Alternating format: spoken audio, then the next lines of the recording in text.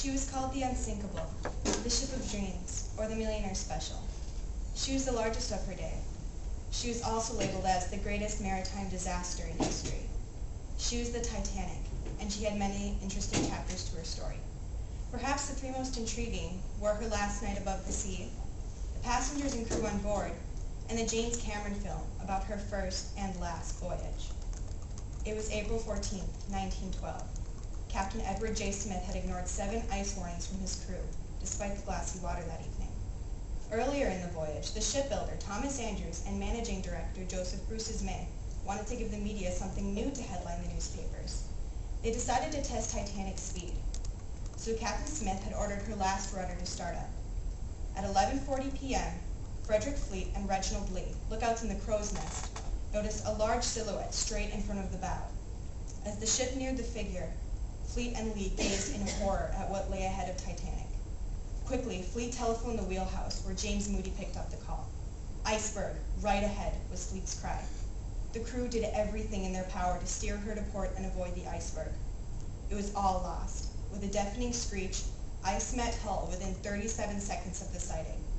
It left a 300-foot-long gash ripped across the starboard side of the ship, forever marring the doomed ocean liner. In the wheelhouse, Andrews unfurled a blueprint of the ship on the table, scrutinizing the 4 watertight compartments. It was reported to him that 5 compartments were flooding. He knew it was hopeless now. The unsinkable Titanic would fall to the bottom of the North Atlantic, carrying who knows how many lives down with her. Officers were sending SOS flares and messages to any ship close enough to receive the dispatch. Nobody came. The crew swept through the ship, telling everyone on board to put their life belts on. First-class women and children were first to be loaded into the lifeboats. As the Titanic began to flood more and more, the people became desperate. Third-class passengers were being locked in the bottom of the ship like animals. The crew and passengers alike knew there were not enough lifeboats for half the people on board. The stern began to slowly rise towards the sky. At 2:18 a.m., Titanic split down its center.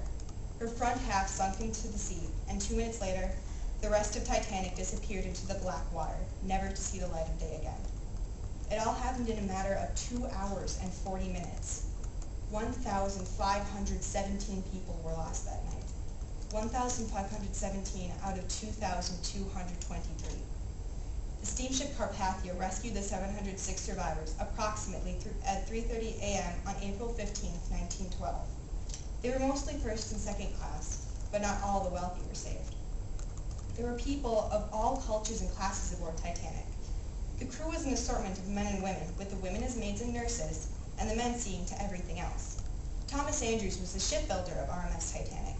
He was also the managing director and head of the draughting department of the Harland and Wolff, the shipbuilding company in Belfast, Ireland, where Titanic and her sister ships, the Olympic and Britannic, were built. Andrews had not survived the disaster. Joseph Bruce's May was the managing director of the White Star Line, the British shipping company that Titanic was owned by. He will always be remembered as a coward who slipped onto a lifeboat to save himself instead of staying on Titanic with the other men. Edward J. Smith was the captain of the RMS Titanic. This was to be his last voyage. He then would have retired. It is not for certain how he died. Many stories circulate. It is only known that he went down with his ship. The passengers were also an array of all types of people. John Jacob Astor IV was the richest man on the vessel. He had not survived, but his body was recovered, swathed with soot and blood, so it is said that he was crushed underneath the first funnel when it collapsed into the sea. The unsinkable Molly Brown was the first-class woman who was one of the survivors. She was a committed women's rights activist. According to encyclopediatitanica.org, Benjamin Guggenheim was an American businessman who had slept through Titanic's encounter with the iceberg. He was awakened by his mistress, whom he had later put on a lifeboat. He soon after realized he was not going to be rescued, so he dressed himself in evening wear and was reported saying this: "We've dressed up in our best and are prepared to go down like gentlemen." His body was never identified. This quote was used in the prominent 1997 James Cameron film, which leads me to my final subject. Titanic was a 1997 motion picture directed by James Cameron and was based on the RMS Titanic's maiden voyage.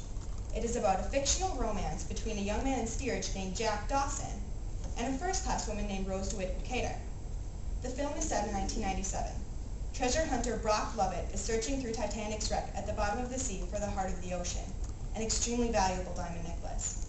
They instead discover a sketch of a naked young woman wearing the heart of the ocean, dated April 14, 1912, the night she went down. Lovett is interviewed on the news about the finding. An old woman, Rose Calvert, telephones him about the drawing and claims that she is the woman pictured. They meet on Lovett's salvage ship, and Rose retells her experience on Titanic. Back in 1912, she was the 17-year-old daughter of a wealthy family. She, her mother, her fiancé, Cal Hockley, and his manservant Lovejoy had boarded Titanic. Jack Dawson was a young man and talented yet unknown artist from America who had acquired his ticket on board the Titanic in a lucky hand of poker. During the excursion, Rose attempts suicide off the stern, but Jack intervenes and convinces her to climb back onto the deck. Hockley is told that Rose slipped, but Jack had saved her. Jack brings Rose to a third-class party, but they are soon discovered. Rose's family forbids him to ever see him again. The two meet in private then, growing closer as the journey grows on. Rose then asks Jack to draw her nude, like he had drawn some French women in a sketchbook he'd shown her earlier. This was the drawing that Lovett had discovered. Later, Cal frames Jack about stealing the heart of the ocean after finding Rose's nude sketch. He has him arrested and handcuffed around a pipe in the bottom of the ship. Later, Rose discerns that Cal plans to leave Jack to die, so she runs away from her mother and Cal to rescue him. She does so, and they make their way through the quickly sinking vessel and up onto top deck. They stay on Titanic until the very end, then fall into the ocean. It grows quiet as another hour passes. Rose is fading away on the top of some debris when she notices a lifeboat that had come back for any survivors. She tries to wake Jack, then begins to weep. She realizes that Jack is no longer with her. She kisses his hand one last time, then lets his body sink into the blackness. Rose blows a whistle that she finds on a deceased crew member. She is then rescued. Back in 1997, Rose finishes her story, and that night, when everyone is asleep, reveals that she still has the heart of the ocean. She drops it over the side of the salvage ship and dies in her sleep that night. Her spirit reunites with Jack's on Titanic, and the film ends.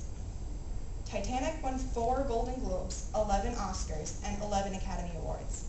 As stated by Titanic.com, the film also boasts the record for the most successful box office film in history, the grand total of $1,848,813,795. This then brings me to my conclusion. Titanic still lies in her watery grave to this day. According to Titanic, the exhibition, which fell on the floor, she's slowly deteriorating and rotting away due to rusticles, complex communities of bacteria that live off Titanic's iron deposits, as well as the several missions from scientists and mere submersibles. It is now a race against time to study Titanic until she completely collapses. Many scientists and historians want to piece together all the unknown areas of Titanic's final hours and why exactly she sank.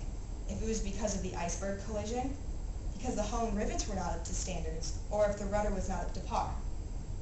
It has always been my dream to go down in a submarine, particularly a mere submersible, and see Titanic before I die. There's always been something about it. I'm not sure what, but there is something about it that captures me every time. No matter the circumstance, no matter the outcome, Titanic will forever hold a place in my heart.